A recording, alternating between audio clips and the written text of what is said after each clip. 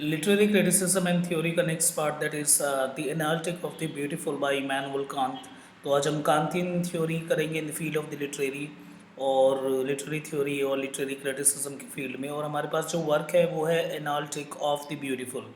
तो इसमें देखो सबसे पहले है क्या कि बहुत सारे फिलोसोफर इवन द क्रिटिक और इससे बड़े बड़े और भी जितने थिंक टैंकर्स थे, देखो सबको जो है इस तरह के टर्म जैसे कि ब्यूटी को डिफाइन करना और इस तरह से ब्यूटीफुल किस चीज़ को कहते हैं उसमें सब्जेक्टिव एसेंस होता है कि ऑब्जेक्टिफिकेशन के थ्रू किया जाता है, इस तरह के बहुत सारे क्वेश्चन रेज होने लगे।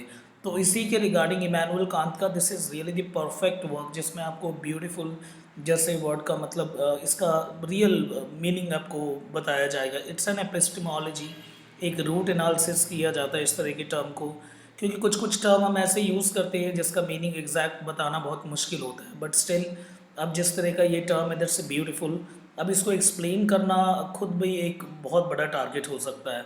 तो इसी को इमैनुअल कांत ने अपने वे से और हमें बताया इसका एक बहुत ही डीप एनालिसिस करते हुए कि क्या मीनिंग एग्जैक्ट निकल के आ सकता है द ब्यूटीफुल शब्द का। ठीक है, तो अब हम इसको फाइनली कवर करने वाले हैं, बहुत ही सही आपको समझ आएगा। और प्लीज़ नीचे कमेंट जरूर करना कि आपको ये वर्क कैसा लगा। सबसे पहले किसी भी वर्क का हिस्टोरिकल एनालिसिस करना और हिस्टोरिकल बैकग्राउंड क्लियर होना चाहिए, किस टाइम पीरियड में वो वर्क लिखा गया है और उसका क्या मीनिंग एग्जैक्ट निकल के आ सकता है। तो पहले हम हिस्टोरिकल बैकग्राउंड देखेंगे यहाँ पे। हिस्टोरिकल ग्राउंड देखना है तो इमैनुअल कांत की जो क्रिटिक ऑफ जजमेंट है, देखो यहाँ पे ध्यान से देखना है आपको। द क्रिटिक ऑफ जजमेंट, ये जो क्रिटिक ऑफ जजमेंट है इसके अंदर इंक्लूडिंग दिस सेक्शन, इसके अंदर जो सेक्शन है known as the analytic of the beautiful was publish in 1790। तो 1790 में पब्लिश हुई थी, बिल्कुल सही। जब हम बोल सकते हो 1789 that is the French revolution, तो फ्रेंच रिवोल्यूशन के टाइम पे आए थे। उस समय बहुत सारे फिलोसफर निकल के आए थे, चाहे मोंटेस्क्यू हो, चाहे रूसो हो, चाहे फिर इमैनुअल कांत हो, ये सब। तो एनालिटिक ऑफ द ब्यूटीफुल उसी का पार्ट है। किसका पार्ट है? देखो द क्रिटिक ऑफ जजमेंट के अंदर एनालिटिक ऑफ ब्यूटीफुल है, जिसको 1790 में पब्लिश किया गया था। इसका हिस्टोरिकल बैकग्राउंड एक बार ही समझते हैं। तो 18th सेंचुरी, ठीक है, the end of the 18th century. सबसे पहला है this an enlightenment period. The critique of judgement is a part of the Kant's large philosophical project का पार्ट था ये। और उसके अंदर the critique of the pure reason है and that includes a critique of the pure reason and the critique of the practical reason. दो चीज़ उसके अंदर आते हैं, एक तो क्रिटिक ऑफ प्योर रीजन और critique of the practical reason. तो आपको ध्यान रखना है एनलाइटमेंट टाइम पीरियड पे इसको लिखा गया था। एनलाइटमेंट का मतलब सिंपली है जब राइट्स के बारे में बात करते हैं, इक्वालिटी के बारे में बात करते हैं, बाकी ज़्यादा बोलने की ज़रूरत नहीं क्योंकि 1789 का background it means French revolution already चल रहा है, जहाँ से डेमोक्रेटिक प्रिंसिपल साथ ही साथ इक्वालिटी, लिबर्टी, फ्रेटर्निटी, इन सब की भावनाएं उठ के आ रही थी। तो क्रिटिक ऑफ जजमेंट का पार्ट है, याद रखना आपको ये। तो कांत के फिलोसफिकल टेक्स्ट की बात करें तो Immanuel Kant live during a time of the intellectual upheaval. इस समय पे इंटेलेक्चुअलिटी की बात चलती थी, बहुत सारे तेज़ दिमाग वाले थिंक टैंकर्स होते थे जो कि फ़िलासफ़ी के एक बहुत ही बेहतर तरीके से किसी चीज़ को लेके या उस टर्म को लेके उसके मीनिंग क्या है इसके बेस पे बहुत ज़्यादा बहस करते थे। तो फिलोसफिकल इनका इंक्वायरी एम्पेरिसिज्म का सिंपल मतलब क्या होता है, अगर हम इसको एपिस्टेमोलॉजी थ्रू अगर मूव करते हैं, इट मीन्स दैट जो एक्सपीरियंस के थ्रू नॉलेज जनरेट होती है दैट इज कॉल्ड एम्पेरिसिज्म, है ना, जॉन लॉक के प्रिंसिपल भी। और रेशनलिज्म का मतलब तर्कवाद। तो हर कोई जो है एम्पेरिकल और साथ ही साथ रेशनल फैक्ट के थ्रू जो है किसी टर्म को समझने की कोशिश करता था।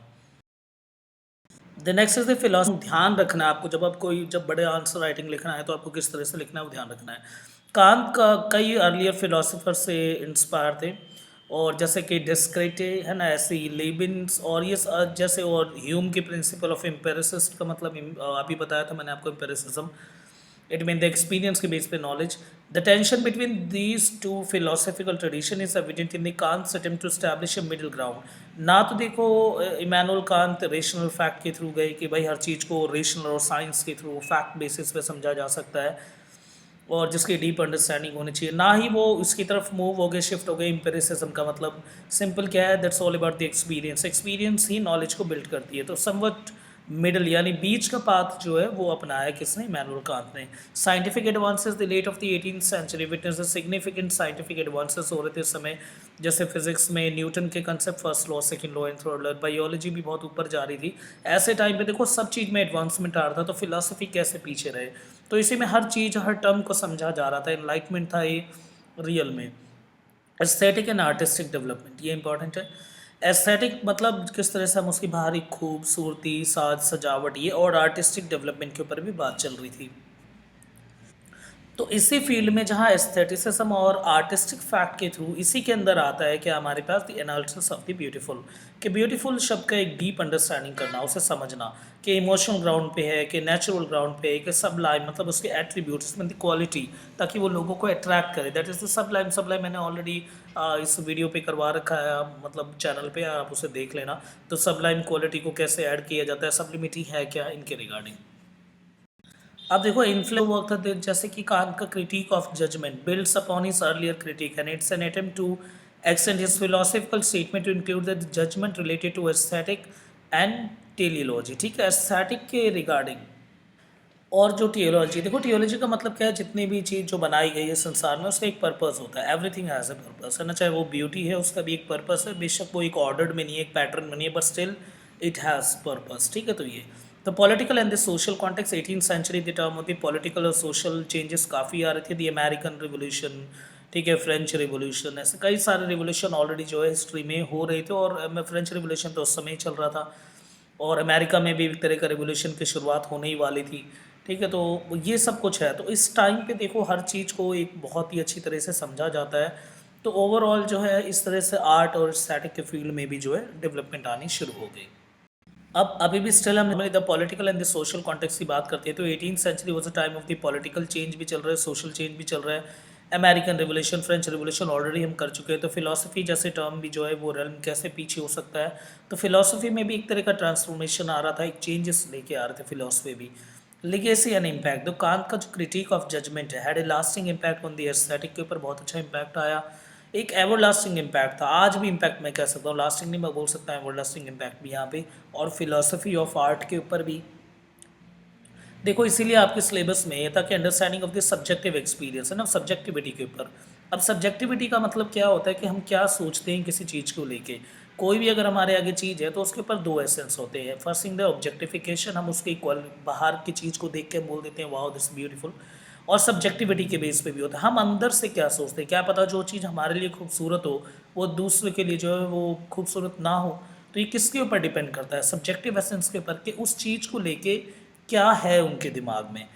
ठीक है, अब उससे उसका एक्सपीरियंस कुछ बहुत ही ज़्यादा अजीब सा जुड़ रखा हो, या कुछ बहुत ही बुरा जुड़ रखा हो, तो उसके लिए वो जो है क्या मानेंगे, वो चीज़ जो है, अब उसके लिए पहले मान लो वो ब्यूटी का पार्ट था, बट अगर एक्सपीरियंस उसके साथ कोई बैड जुड़ गया हो, कोई बुरा एक्सपीरियंस अगर काउंट हो गया हो, तो वही चीज़ क्या हो जाएगी फिर, उसके लिए वो ब्यूटी का वो नहीं रहेगा सोर्स।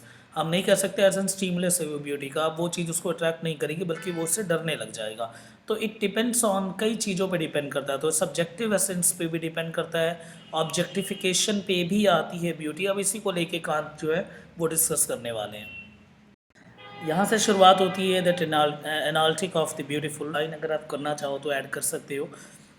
जैसे कि for the true critique the actual judgment is the ultimate step. एक ट्रू क्रिटिक के लिए क्या होता है, जजमेंट एक अल्टीमेट स्टेप होता है, something that comes after everything else, है ना, कि उसको वो देखना होता है कोई ऐसी चीज़ जो कि बाकी सब चीज़ से हट के हो, ताकि उसकी वो उसको अच्छी तरह से जो है उसको समझ सके, उसकी एक डीप अंडरस्टैंडिंग रख सके। ये एक तरह से आप कह सकते हो एक ड्यूटी है, एक मॉरल ऑब्लिगेशन है regarding to the true critic. Kant ने डिवाइड करा था the analysis of the beautiful into the four moments according to the heading of the category. इसमें द क्वालिटी, क्वालिटी प्रेजेंट क्या है, कोई भी जो ब्यूटीफुल थिंग है उसकी क्वालिटी पे डिपेंड करती है, एंड और द क्वांटिटी का भी बता रखा है इसमें, द रिलेशन का भी बता रखा है, एंड मोडालिटी का भी, ठीक है, कि किस तरह से वो चीज़ किसके लिए कैसे काम करती है।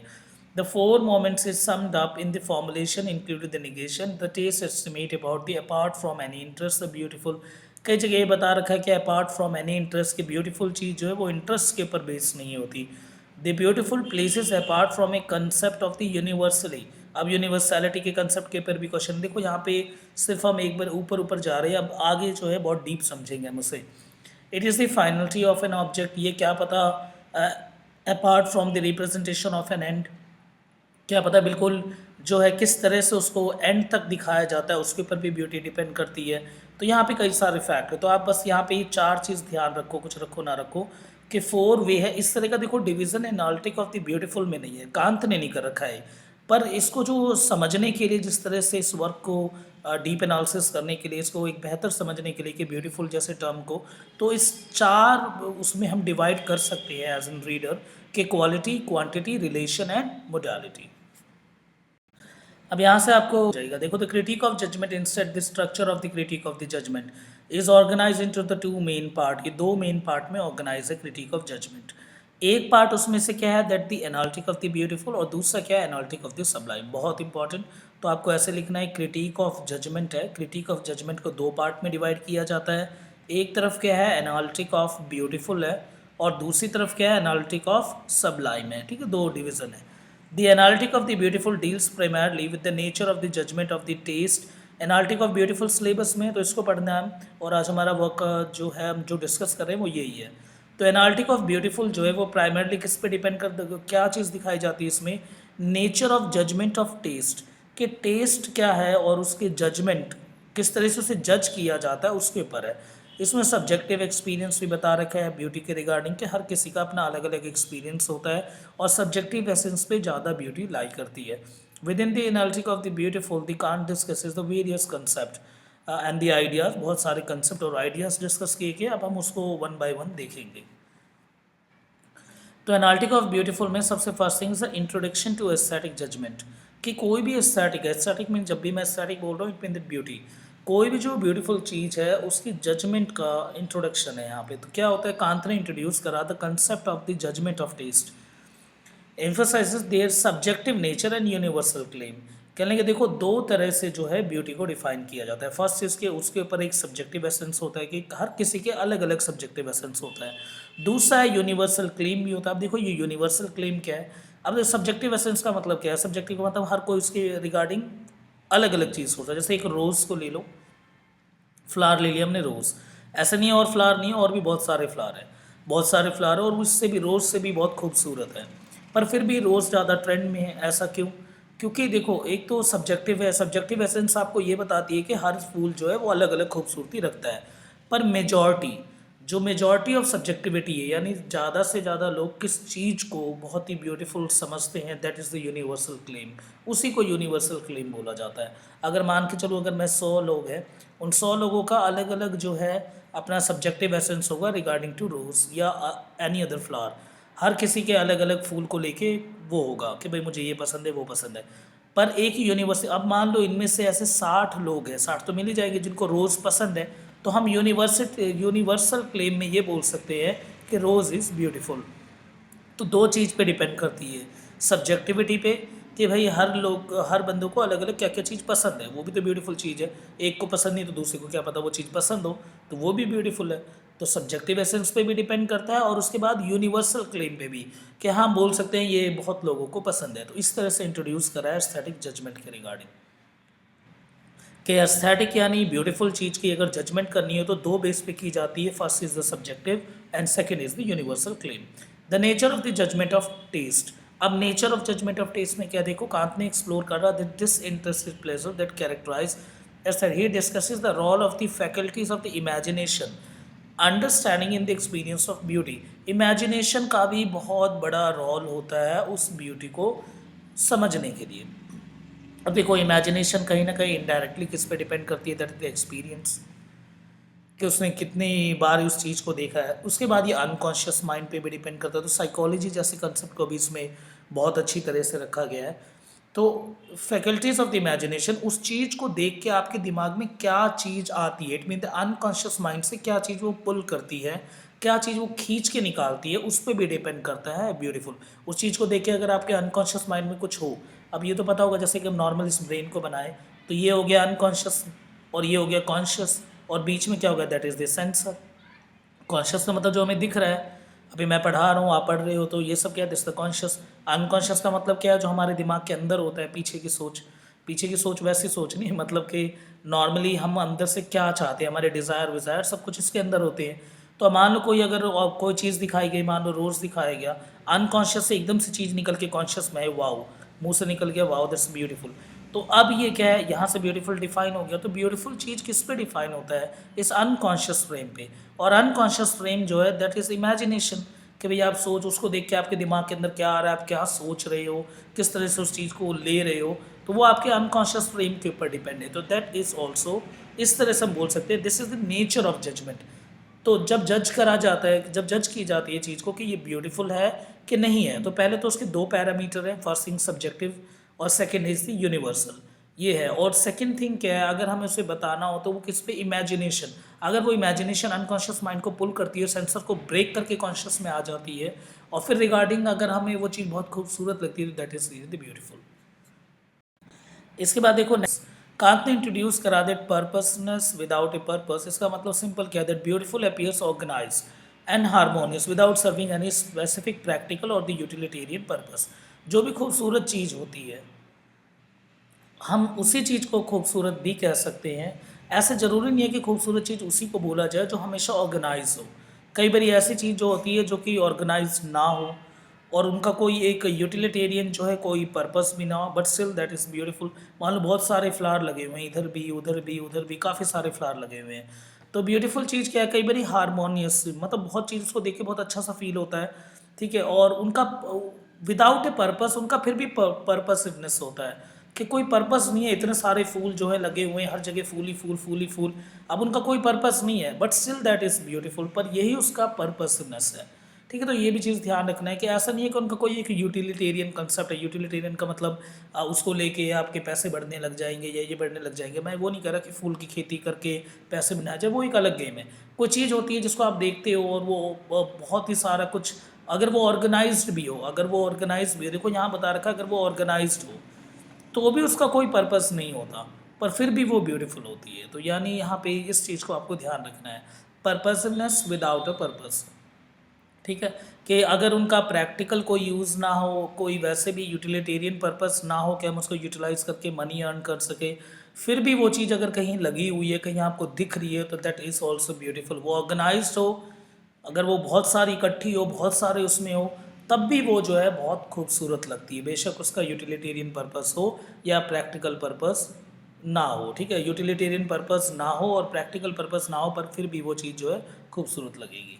तो कंफ्यूज नहीं होना, नॉर्मल सी बात अगर मैं बोलूँ, नटशल में बात करूँ, तो अगर कोई भी खूबसूरत चीज़ हो, अगर वो बहुत सारे झुंड में भी हो और उनका कोई पर्पस नहीं है, यानी उनसे हमें ना कुछ फ़ायदा होने वाला है, ना उनका कोई प्रैक्टिकल यूज़ है, उन्हें हटा भी दिया जाए तो भी कोई दिक्कत नहीं होगी, पर फिर भी उनका पर्पस है क्योंकि वो ब्यूटीफुल है, ठीक है। ये बोलना चाहते हैं। उसके बाद free play of imagination and understanding.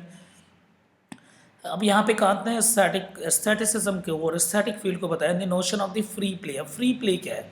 Free play का सिंपल मतलब है the faculty of the imagination and understanding which is the crucial for the experience of the beauty. एक तरफ इमेजिनेशन है, हमारे अंदर क्या क्या दिमाग में आ रहा है, एंड अंडरस्टैंडिंग, और हम उस चीज़ को किस तरह से समझ रहे हैं, इनके बीच में जो इंटरलिंक है, that is the free play. तो ये जो फ्री प्ले है, that also define the beauty, इससे भी ब्यूटी को डिफाइन किया जाता है। सिंपल सी मतलब, अगर कोई चीज़ दिखाई जाए, उसके थ्रू हमारे दिमाग के अंदर इमेजिनेशन है, जैसे मैंने अभी बताया, और हम उस चीज़ को कैसे समझ रहे हैं, इसके बीच में जो लिंक है, इसी को फ्री प्ले बोला जाता है। ये इन दोनों के बीच का अटैचमेंट है कि इमेजिनेशन जिस तरह से मूव करेगी, उस तरह से हम उस चीज़ को अंडरस्टैंडिंग के वे पे ऊपर या नीचे करेंगे। अगर इमेजिनेशन बहुत ट्रू मूव कर रही है, बहुत अच्छी अच्छी फीलिंग आ रही है, तो जो हमारी जो अंडरस्टैंडिंग उस चीज़ को लेके, वो अपने आप पॉइंटर जो है वो ब्यूटीफुल की तरफ इंडिकेट करना शुरू कर देगा, ठीक है। तो बहुत ही नॉर्मल सी बात है। अब यहाँ पे और डीप एनालिसिस है जो हम देखेंगे इसमें। वैसे तो मैंने काफ़ी उसमें कवर करवा दिया, जो चीज़ दोबारा रिपीट होगी मैं आपको सिर्फ हल्का सा हिंट दूंगा कि मैं ऑलरेडी समझा चुका हूँ, और आपको नॉर्मली बस वो समझ जाना है। अब देख सकते हो, first introduction of the aesthetic beauty हम कवर कर चुके। देखो यही पॉइंट्स आपको याद रखने हैं, जितने पॉइंट्स याद रखोगे उतनी अच्छी बात है। कांत ने बिगन अपने डिस्कशन को, इस पूरे शुरुआत करी सबसे पहले beautiful and the judgement of the agreeable of the good. Aesthetic judgement को बेस किया जाता है दो पे, subjective feeling and second is the interest और द कंसेप्ट। ये हम कर चुके हैं। देखो सब्जेक्टिव फीलिंग का मतलब ये किसी प्लेजर को अवेक करने के लिए नहीं होता है, एक उस चीज़ को लेके आपके क्या फील होता है, that is the subjective feeling, और उसके ऊपर डिफाइन होती है ब्यूटी, ठीक है। मैं पहले भी कवर करवा चुका हूँ। उसके बाद subjective universality of the validity, ये भी हम कर चुके हैं कि यूनिवर्सली उसे क्लेम किया जाता है कि नहीं जाता। ये यूनिवर्सल वैलिडिटी का भी कंसेप्ट है। जैसे मैंने बोला था, कई सारे, अगर मान लो 100 लोग हैं और अगर फ्लावर्स उनके पास कई सारे ऑप्शन में कई फ्लावर्स हैं, पर हम अगर एक तरह से यूनिवर्सल वैलिडिटी चेक करें तो कितने को, मेजॉरिटी में कितनों को वो चीज़ पसंद है, तो हम बोल देते हैं दैट इज़ ब्यूटीफुल। पर इसका मतलब ये नहीं है कि वो हर के लिए ब्यूटीफुल है। अगर मैंने बोला 60 क्लेम कर रहे हैं कि दैट इज़ ब्यूटीफुल, तो हम यूनिवर्सल अगर कंसेप्ट लगाएं तो हम बोलेंगे यस, ये जो रोज़ है, दिस रोज़ इज़ ब्यूटीफुल। पर वो 60 के लिए, रेस्ट ऑफ 40 अभी रह रहे हैं, पर उनके लिए क्या पता वो ब्यूटीफुल ना हो। तो यूनिवर्सल वैलिडिटी भी अटैच की जाती है ब्यूटीफुल के साथ, कि रोज़, जो फ्लावर रोज़ है दैट इज़ ब्यूटीफुल। ठीक है, पर कोई आके बोल सकता है, देखो ज़्यादातर तो बोलेंगे यस दैट्स ब्यूटीफुल, पर कुछ ऐसे आके बोल सकते हैं कि नहीं वो ब्यूटीफुल नहीं है, तो वहाँ सब्जेक्टिव एजेंडा चढ़ गया। तो हम ब्यूटीफुल किस तरह से सोसाइटी ने चीज़ों को ब्यूटीफुल डिफाइन कर रखा है, वो किस पे डिफाइन कर रखा है, यूनिवर्सल वैलिडिटी के ऊपर। इट मीन द मेजॉरिटी कितना उस चीज़ को ब्यूटीफुल बोलती है। Third is the disinterested pleasure. Aesthetic judgement involve the disinterested pleasure, ये भी इंपॉर्टेंट है देखना। Meaning that the pleasure is not tied to the personal gain, desire and the utility. अगर जो खुशी लेके आती है हमारे अंदर, उस चीज़ को देखे एक प्लेजर अवेक होता है, और वो पर्सनल गेन से अटैच ना हो, डिज़ायर से अटैच ना हो और यूटिलिटी से अटैच ना हो, तब भी हम उसे बोल सकते हैं दिस इज़ ब्यूटीफुल, कि भाई उस चीज़ को लेके उसके अंदर बहुत अच्छा इंटरेस्ट अवेक हो रहा है। ठीक है, तो एक बहुत अच्छी फीलिंग आ रही है, तो हम बोल सकते हैं दैट इज़ ब्यूटीफुल। यानी प्लेजर जो है, यानी जो उसके अंदर फीलिंग आ रही है, उसका कोई कनेक्शन गेन के साथ, डिज़ायर के साथ, इच्छा, कामना, या मैं इसे ऐसे यूज़ कर लूँगा, ठीक है, ऐसे मटेरियलिस्टिक एटीट्यूड ना हो, ठीक है, तो हम उसे ब्यूटीफुल बोल सकते हैं। तो यहाँ पे क्या लिख रखा है, देखो डिसइंटरेस्टेड, कि जो प्लेजर हो, जो चीज़ अंदर खुशी आए, पर उसका कोई डिसइंटरेस्ट का मतलब उसका इंटरेस्ट ना हो इन चीज़ों पर, किन पे, कि कोई गेन, यानी ऐसा नहीं है कि भाई कोई ब्यूटीफुल चीज़ है आपको फ़ायदा पहुंचा रही तो आप बोलोगे वाओ दिस इज़ ब्यूटीफुल, ऐसा नहीं है। तो गेन का कंसेप्ट नहीं होना चाहिए, डिज़ायर नहीं, उसको लेके कामना है, आपके अंदर गंदी गंदी इरोटिक फीलिंग्स आ रही हो, या फिर कोई चीज़ ऐसे देख के आपको लग रहा हो कि उसकी यूटिलिटी के ऊपर आप बेस्ड बोल रहे हो, कोई बहुत फ़ायदे में है हमारे, तो हम इसे ब्यूटीफुल बोलेंगे नहीं। ब्यूटीफुल एक चीज़ ऐसी होती है जो कि कभी किसी चीज़ बहुत ही काम हो, सीरीन हो, प्लेसिड हो। ये जॉन किट्स ने भी बोला था कि कभी भी जो ब्यूटीफुल चीज़ होती है वो अपने आप को कभी भी शो नहीं करती, that look that I am beautiful, ऐसे वो चीज़ कभी बोलेगी नहीं। जब आप रास्ते में जा रहे होते हो, फूल वगैरह आप देखते हो, तो फूल अगर आके आपको आगे आके डांस करके नहीं बोलते कि देखो देख हम कितने खूबसूरत है, तो ऐसा नहीं है। हमेशा जो ब्यूटीफुल चीज़ होती है वो पीस, यानी पीस जनरेट करती है, एक तरह से कामनेस जनरेट करती है, सीरीन, प्लेसिड, ठीक है, इस तरह के कंसेप्ट जो है वो जनरेट करेगी आपने मतलब अंदर। तो रोमांटिक एज जो आने वाला एज है, जो अब इसके बाद जो रोमांटिक एज आएगी, रोमांटिक पोइट्री, यानी विलियम वर्ड्सवर्थ हो गए, या फिर सैमुअल टेलर कॉलरिज हो गए, या हमारे पास जॉन कीट्स हो गए, ठीक है, इन सब ने इसी कंसेप्ट के ऊपर ब्यूटी को डिफाइन कर रखा है, और सबसे खूबसूरत डिफाइन करा जॉन कीट्स ने। जॉन केट्स ने ब्यूटी को जो वे दिया और जिस तरह से डिफाइन करा, दैट इज़ रियली मार्वलस। और उसी का जो कंसेप्ट है, उनको डीप अंडरस्टैंडिंग कहाँ से मिलती है, कांत के इस वर्क से, जहाँ से उन्होंने समझा कि किस चीज़ की एस्थेटिक ब्यूटी और उसके एट्रीब्यूट्स को, उसके अंदर सब्लिमिटी को किस तरह से ऐड किया जाना चाहिए।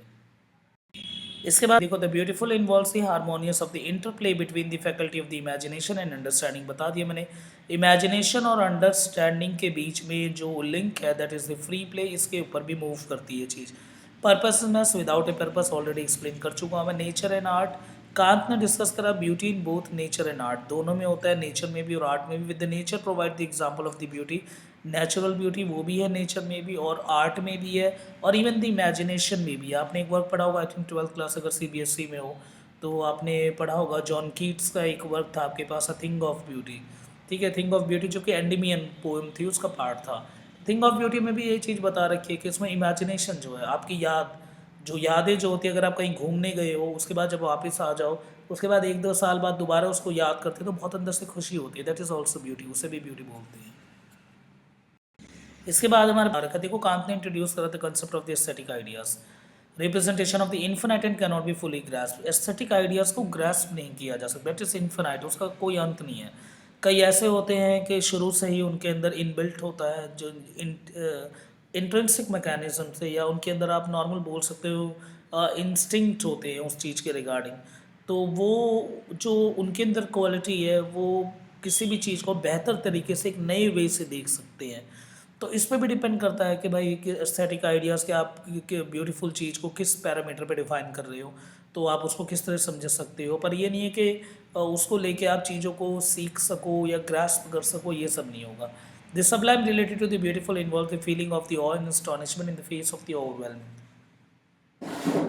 और सब्लिमिटी हम तभी कहेंगे कि जब वो चीज़ जो है बहुत ज़्यादा हम अंदर से जो सब्लिमिटी का मतलब क्या है, इट मीन दैट एट्रीब्यूट्स और द क्वालिटी जिसको देखिए हमारे अंदर से प्लेजर अवेक हो, पर प्लेजर क्या होना चाहिए, डिसइंटरेस्टेड वे में होना चाहिए, वही सब बातें हैं. Genius and artistic creation. Kant ने डिस्कस करा the concept of the genius in art. Genius is the innate ability. वही बात बोल दी कि कुछ बच्चे और कुछ लोग जो होते हैं वो उनके अंदर जो है किसी चीज़ को डिफाइन करने की, किसी चीज़ को समझने की वो जो क्वालिटी होती है दैट इज़ द इननेट, है ना, बाय बर्थ होती है वो चीज़, या ऊपर से आप बोल सकते हो. तो beautiful work without the following the rules and the strictness. में कोई ऐसा नहीं होता कि एक पर्टिकुलर रूल या एक प्रोटोकॉल होता है किसी ब्यूटीफुल वर्क को लिखना हो, कंपोज करना हो, या फिर एक आर्ट को डिज़ाइन करना हो, या इवन उनकी अंडरस्टैंडिंग के लिए भी आपके पास एक एक्सपीरियंस होना चाहिए. ऐसा नहीं होता. ब्यूटीफुल चीज़ों को समझने के लिए, इन सब को करने के लिए कुछ लोगों के अंदर इन्नीट एबिलिटी होती है, क्वालिटी होती है, वो उस चीज़ को बेहतर लिख भी सकते हैं, उस चीज़ को बेहतर वो समझ भी सकते हैं. उसके बाद यूनिवर्सल कम्युनिकेबिलिटी. एस्थेटिक जजमेंट में क्या होता है, यूनिवर्सल में judgement is the genuine base of the experience of the beauty, one should able to communicate it with the other, they too can recognise the beauty. देखो जिसकी universality है, जैसे मैंने रोज़ का एग्जांपल दिया, बोला था 60 को ये पसंद है तो इसकी एक यूनिवर्सैलिटी है. तो अब इसको हम समझ रहे हैं तो बाकी जो है 100 लोग और आगे उनमें से भी 85 से ब्यूटीफुल बोल रहे हैं. तो इस तरह से यूनिवर्सल कम्युनिकेबिलिटी भी होती है. इससे हम कम्युनिकेबिलिटी को भी जनरेट कर सकते हैं. अगर किसी ने किसी को रोज़ दिया इसका मतलब ये नहीं उससे लड़ेगा. ठीक है, अब रोज़ फ्लावर देने का मतलब सिंपल क्या है कि वो अपने शायद वो फीलिंग को एक्सप्रेस कर रहा हो, या फिर वो उस जिसको दे रहा है वो यानी उसको वो ब्यूटीफुल बोल रहा हो, या फिर वो एक तरह के रिलेशन बिल्ड करना चाह रहा हो. तो ये सब मीनिंग निकल के आता है. अब ये क्या है कि हमने उसको यूनिवर्सल कम्युनिकेबिलिटी के उसमें डाल दिया, ठीक है, उस फ्लावर को. तो ये भी समझना है आपको. इसके बाद ये contents of the analytic of the beautiful. The critique of the judgement explore the nature of the aesthetic judgement, emphasis the subjective as well as universal character. वही सारी बातें आप इसको देख लेना, बहुत सिंपल सी चीज़ है. ये उनके लिए जिनको देखो कई बार एग्जाम में डाल देते हैं इस तरह के क्वेश्चन कि फ्री प्ले वाला जो कंसेप्ट है उसको समझाओ. तो इसको एक बार ये और देख लेते हैं हम. अब देखो रखा in the analytic of the beautiful, Immanuel Kant ने critique of the judgement the concept of the free play को बताया, जो कि इमेजिनेशन एंड अंडरस्टैंडिंग इनके बीच में, अभी मैंने बताया था इमेजिनेशन और एक तरफ अंडरस्टैंडिंग, इनके बीच में जो लिंक है दैट इज़ हमने बोला free play. Free play, imagination and understanding. देखो सबसे पहले harmony of the mental faculties. Kant ने इम्फोसिस करा था harmony between the two mental faculties, imagination और अंडरस्टैंडिंग. दो दिमाग के ही फैक्टर है, इन दोनों के बीच में अंडरस्टैंडिंग होती है, उसी के बीच में फ्री प्ले काम करता है. Imagination is responsible for our sensory intuition. जो किसी चीज़ को देख के हमारे अंदर से जो इंट्यूशन जनरेट होता है, उस चीज़ को लेके जो सेंस ऑर्गन जागते हैं, उसको लेके जो हमारे दिमाग के अंदर जो फीलिंग आती है वो, और उस चीज़ को लेके हमारी जो अंडरस्टैंडिंग कैपेबिलिटी होती है कि हम उसको प्रैक्टिकल वे से किस तरह से जानते हैं और एक एप्लीकेटिव फॉर्म से किस तरह से जानते हैं. तो वो चीज़ है कि हम उसे नॉर्मल देखो, रोज़ है दैट इज़ द फ्लावर, ये हम क्या है उसकी एक अंडरस्टैंडिंग है, सबको पता है दिस फ्लावर, पर उसको देख के कौन सी इमेजिन वो पुल होती है हमारे अंदर से, कौन सी इमेजिनेशन निकलती है. तो ये है, इस पर डिपेंड करता है ब्यूटीफुल कि भाई ब्यूटीफुल है कि नहीं है. तो वही बता रहे हैं कि इनके सिंपल जो कोई चीज़ है और उसके रिगार्डिंग यानी जो इमेजिनेशन जनरेट होती है और इनके बीच का जो लिंक है that is the free play. और ये फ्री प्ले चलता है. फ्री प्ले का मतलब नॉर्मली क्या है कि उस चीज़ को लेके इमेजिनेशन का कौन सा जो है वो फैक्ट निकल के आएगा, और इन दोनों के बीच में क्या इंटरलिंक कंसेप्ट है कि वो उसे ब्यूटीफुल बता रही है कि नहीं बता रही, वो इमेजिनेशन वाली जो चीज़ निकल के आई है उस पर डिपेंड करता है. फ्री प्ले को डिफाइन करा the state where these faculty operate together without being concept of the predetermined concept of the rule. Free play जैसे नाम में ही मतलब पता चल रहा है, दोनों जो है एक दूसरे को डिफाइन कर रहे हैं, पर इनके बीच में कोई रूल्स नहीं है, कोई प्रोटोकॉल नहीं है, कोई एक पर्टिकुलर कंसेप्ट नहीं है, ये अपनी तरह से ही डिज़ाइन में मूव करते हैं. तो इनका एक ऑर्डर रूल नहीं है. तो इस तरह से आपको समझना है कि उस पर्टिकुलर ऑब्जेक्ट को लेके किस तरह की फीलिंग जनरेट हो रही है अंदर, उसका कोई एक रूल और रेगुलेशन नहीं होता. That is the beautiful. हम उससे चीज़ों को समझ सकते हैं कि ब्यूटीफुल है कि नहीं है. In this case of the beautiful object, the imagination is not guided by a specific concept or the predetermined rule. Imagination को लेके कोई रूल नहीं होता. दी understanding does not impose a strict guideline भी नहीं होती. It's all about the free play. जिस तरह से फ्री प्ले होता है, किसी तरह से खेलो, कुछ भी करो, इस तरह से जो है पर्टिकुलर ऑब्जेक्ट को लेके इमेजिनेशन का कौन सी चीज़ निकल के आएगी वो उसके एक्सपीरियंस पे बेस हो सकता है, वो उसके खुद के सब्जेक्टिव एसेंस पे बेस हो सकता है, पर वो ऐसा नहीं है कि पर्टिकुलर रूल पे बेस हो. Pleasure in the harmonious interaction. The experience of the beauty जो है वो प्लेजर डिराइव करती है एक इंटरेक्शन में हारमोनियस, जैसे इमेजिनेशन और अंडरस्टैंडिंग, इनके बीच में जब इंटरेक्शन होगा, ये दोनों फ्री प्ले से एक आपस में कनेक्ट होंगे, किसी तरह से इनका रिश्ता होगा, और उस रिश्ते से अगर प्लेजर जनरेट हो रहा हो, खुशी जनरेट हो रही हो, और वो प्लेजर किससे कनेक्टेड नहीं होना चाहिए, बिल्कुल मनी माइंडेड नहीं होना चाहिए, वो ना हो यूटिलिटी बेस्ड होना चाहिए, ठीक है। अगर ऐसा ना हो तो दैट इज़ ब्यूटीफुल। देख रहे हो ब्यूटीफुल को किस तरह से डिफाइन कर रखा है। उसके बाद है subjectivity of the universality. Universality मैंने कई बार बताया, उसका यूनिवर्सल एग्रीमेंट होना चाहिए। ऐसा नहीं है कि सिर्फ एक जना ही उसे बोल रहा हो, बाकी नहीं बोल रहे उससे ब्यूटीफुल। तो अराउंड 60-70% अगर मैथ्स के टर्म में अगर हमें समझना हो तो इस तरह से चीज़ों को भी हम ब्यूटीफुल बोलते हैं। फिर वहाँ यहाँ पे वही ऑलरेडी डिस्कस कर चुके हैं, distinct from the cognitive activities, वो कॉग्निशन से दूर हो। देखो कॉग्निटिव एक्टिविटीज़ क्या, हम free play of the imagination understanding is distinct from the cognitive activities. जो कॉग्निटिव एक्टिविटीज़ का मतलब संज्ञान, उसको सोचने की समझने की शक्ति। अगर हमने किसी पेन को देखा तो हम बोलेंगे दिस इज अ पेन है, हम बोलेंगे दैट्स अ पेन। हम उसके प्रैक्टिकल एप्लीकेटिव फॉर्म पे चले गए, हम उसका प्रैक्टिकल यूज़ पे चले गए कि इससे लिखना है, बस खत्म। और किसी ने अगर किसी को डस्टर दिखा दी, इसके मिटाना है, काम खत्म, है ना। तो नॉर्मली हम अगर जब इस तरह के फ्रेम में आ जाते हैं तो उस चीज़ से ब्यूटी डिफाइन नहीं होती। ये सब कॉग्निटिव एक्टिविटी है। जबकि ब्यूटी को डिफाइन करने के लिए इमेजिनेशन और अंडरस्टैंडिंग के बीच में फ्री प्ले होना चाहिए, कोई रूल नहीं होना चाहिए, ना ही वो एक तरह का कॉग्निटिव पार्ट हो कि हम उसको सिर्फ उसी वे से देखें, ठीक है। तो ये भी समझना है। और एस्थेटिक जजमेंट भी हम इसके थ्रू ही बताते हैं। फ्री प्ले फाउंडेशन बनाता है एस्थेटिक जजमेंट का, कि कोई सी चीज़ एस्थेटिक वैल्यू कितना रखती है, तो वो हम डिफाइन करते हैं through free play. Free play होना चाहिए उसके बीच में, कोई रूल और ऑर्डर नहीं होना चाहिए। उसे देखा और अच्छा लगा, पूछा क्यों लगा तो रीज़न नहीं है, बस अच्छा लगा, ठीक है। क्यों लगा, कैसे लगा, क्या सोचा, नहीं, बस अच्छा लगा, ठीक है। तो this is the free play. Normal भाषा में, अगर देसी भाषा में समझो, this is the free play without reason, है ना, विदाउट हम बोल सकते हैं यूटिलिटी बेस, विदाउट मटेरियल और द मनी माइंडेड गेम। हमने सिंपल ये बोल दिया दैट्स ब्यूटीफुल, ठीक है। तो इस तरह का जब कंसेप्ट आता है दैट इज़ द ब्यूटी, ठीक है। तो फ्री प्ले के बारे में दिस इज़ द कंक्लूजन। अब यहाँ से भी इंपॉर्टेंट राइटर को किस तरह से इंस्पायर्ड करा वो देखना जरूरी है। अगर आपके पास कोई भी क्वेश्चन आता है तो प्लीज़ ये जो इंस्पायर्ड का पार्ट है ये जरूर लिखना। अब को इंस्पायर किया, one of the notable example of the Kant के एस्थेटिक ने रोमांटिक पोइट्स को बहुत इंस्पायर करा 18th and 19th century. Romantic as आपको पता होगा 17 जो 9-8 है, लिरिकल बैलेड लिखा गया। और दिस लिरिकल बैलेड को हम क्या बोलते हैं, लिरिकल बैलेड को that's a Bible of romantic period, है ना, रोमांटिक एज की बाइबल है। लिरिकल बैलेड को 1798 में वर्ड्सवर्थ ने और कॉलरिज ने लिखा, ठीक है। और जो पोइट थे विलियम वर्ड्सवर्थ हो गए, सैमुअल टेलर कॉलरिज हो गए, जॉन कीट्स हो गए, यानी बेसिकली 1798 से लेके 1850 up to the Wordsworth death जो पीरियड है that is the romantic age. इसको बहुत ज़्यादा इस एज ने, इस राइटिंग ने, इमैनुअल कांत की राइटिंग ने दिस ब्यूटीफुल और the analysis of the beautiful, इसने बहुत इंस्पायर करा। वर्ड्सवर्थ ने अपने प्रीफेस टू लिरिकल बैलेड में कांत के इस कंसेप्ट को बहुत फोकस किया कि subjective response to the beauty, कि ब्यूटी का एक सब्जेक्टिव एसेंस होता है, ठीक है। ऑब्जेक्टिफिकेशन नहीं कि आप बाहर की चीज़ को देख के बोलते दैट इज़ ब्यूटी, नहीं, उसको देख के आपके दिमाग के अंदर क्या इमेजिनेशन आती है, तो उससे वही फ्री प्ले और अंडरस्टैंडिंग इमेजिनेशन वाला कंसेप्ट यूज़ हो गया। Nature and the Sublime, words of ये बता, ब्यूटी हमेशा वो होती है जो कि सब्लिमिटी यानी उसके एट्रीब्यूट और क्वालिटी ऐसी को सब्लिमिटी लेके आए, यानी उसको देख के आपके अंदर इमेजिनेशन पुल अपने आप होना शुरू हो जाए, अनकॉन्शियस माइंड अपने आप आपका डिप हो जाए किसके अंदर, थ्रू हम बोल सकते हैं इमेजिनेशन के अंदर, तो उसको हम बोलते हैं that is the beautiful piece of writing. तो रोमांटिक एज पूरी तरह से मैं बोल सकूँ तो इस वर्क ने बहुत अच्छी तरह से उसके ऊपर इम्पैक्ट डाला।